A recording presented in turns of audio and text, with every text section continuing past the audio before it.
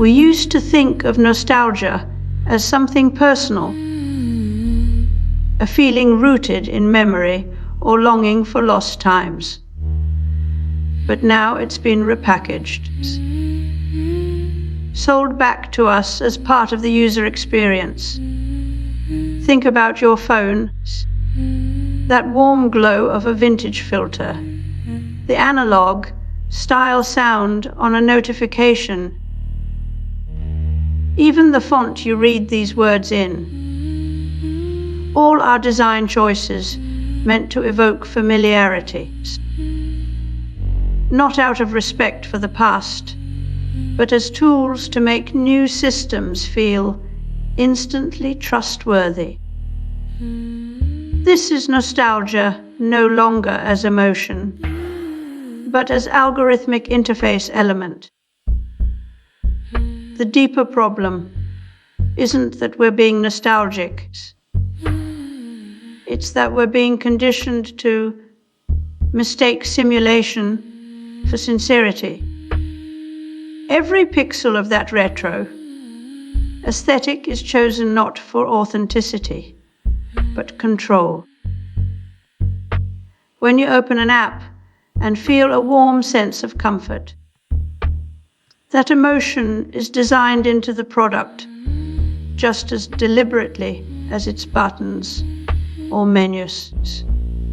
It's mass-produced sentimentality, dressed up in the language of heritage to make the future feel like. It's always been there.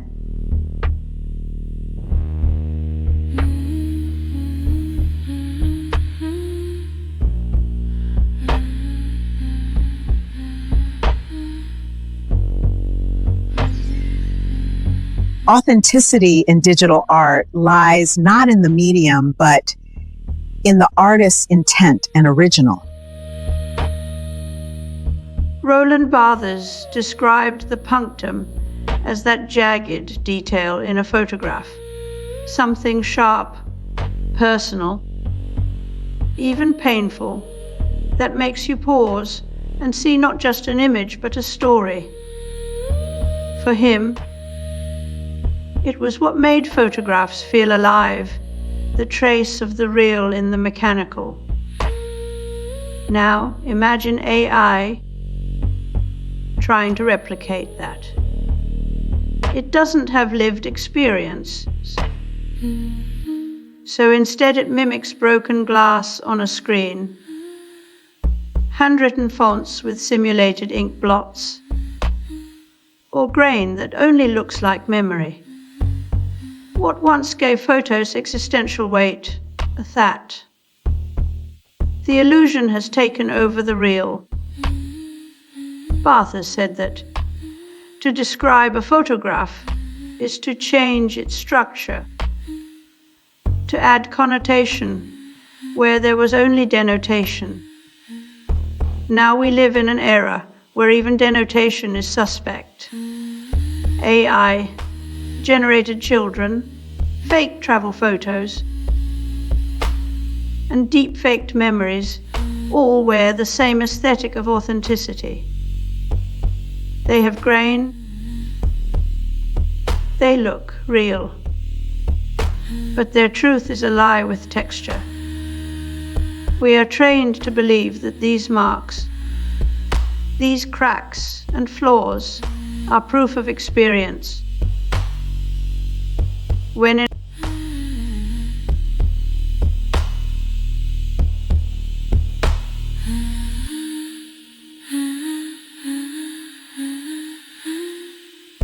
Ha-ha! It's aha, there's no H. Did they put in a H? You did put an H in, yeah. Now, normally you're a farmer in the west of Ireland. I am. Okay. And how long have you been an Alan impersonator? Since a week Thursday. Since a week Thursday.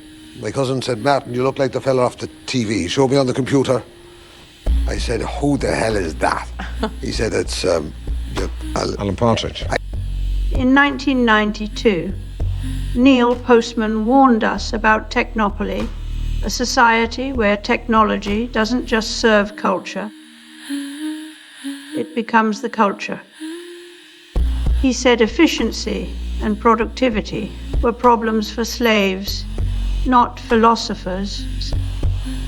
But now even memory is no longer sacred.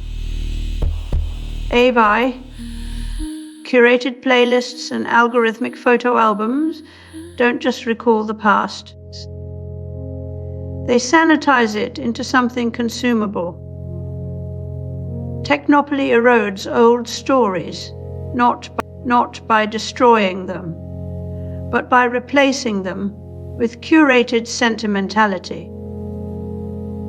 Think of a streaming platform that sells you an eternal 1980s, not the real one, but the version it deems ideal. That's nostalgia as interface, not memory. A nostalgic UI that looks warm but feels hollow, because it was never meant to be real in the first place.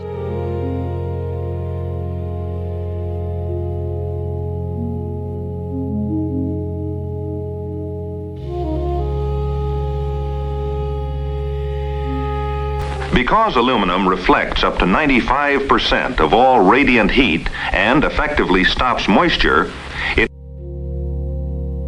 In-housing algorithms now recommend warm, design elements like brick walls or shiplap textures based on historical datasets that never actually existed.